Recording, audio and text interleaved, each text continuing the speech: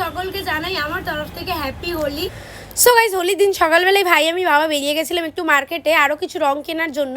তো অলরেডি বাবা কিনে এনেছিল, তাও আমরা গেছিলাম পিচকারি এসব কেনার জন্য। আর এই দেখো আমাকে এখানে রং মাখিয়ে ভূত করে দেওয়া হয়েছে। এবারে রং খেলায় অত মজা না হলেও বিকেলবেলা আমরা সবাই মিলে রেডি হয়েছিলাম মায়াপুর যাওয়ার জন্য। আর এটাই ছিল আমার টোটাল আউটফিট। কেমন লাগছে অবশ্যই কমেন্ট বক্সে জানিও। তারপর আমরা সবাই মিলে গাড়ি করে পৌঁছে যাই ডিরেক্ট মায়াপুরে।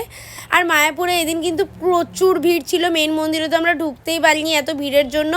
মানে কোটি কোটি লোক হয়তো এদিন মায়াপুরে চলে এসছে। যাই হোক, এই যে এখানে দেখতে পাচ্ছ গৌর পূর্ণিমা ফেস্টিভ্যাল, এখানে দেখো কত লোক দূরে তোমরা দেখতে পাচ্ছ জাস্ট। তো এখানে প্রচুর গরম পড়েছিল, তাই জন্য আমরা এখানে একটু খেয়ে নিচ্ছিলাম মাজার। তারপর আমরাও একটু মেলায় ঢুকে পড়ি। আর মেলায় ঢুকতেই দেখি অনেক রকম খাবারের দোকান আছে। তো ফার্স্টে আমার যেটা চোখে পড়ে সেটা হচ্ছে স্প্রিং পটেটো। তো এখানে দেখো আমি স্প্রিং পটেটো খাই, আর এটা কিন্তু সত্যি দারুণ খেতে ছিল। তারপর এখানে খাই ফুচকা, আর ফুচকা খাওয়ার পরে মা এখানে খাচ্ছিল কর্ন চাট। আর এখানে দেখি মায়াপুরে এখন আরও একটা মেলা বসছে। আর মায়াপুর থেকে ফেরার সময় আমরা এখানে চলে যাই দুর্গা মন্দিরে। আর এখানে দেখো কত সুন্দর একটা শিবলিঙ্গ আছে। আর এখানে কিন্তু এই দিন ভোগও দিচ্ছিল, খিচুড়ি ভোগ, আর যেটা কিন্তু সত্যি খুব সুন্দর বানায়। তো এখানে এখন আমরা একটুখানি ভোগও খেয়ে নিচ্ছিলাম। আর ওর ভেতরেই একটা রেস্টুরেন্ট ছিল, তো ওই রেস্টুরেন্টে আমরা চলে যাই। আর ফার্স্টেই অর্ডার করে দিই চা। তো সবাই মিলে চা খাওয়ার পরে এখানে অর্ডার করা হয় চাউমিন। আর চাউমিনের পরে এখানে দেখো যেহেতু এত গরম পড়েছে আমরা এখানে খাচ্ছিলাম একটুখানি ফান্টা।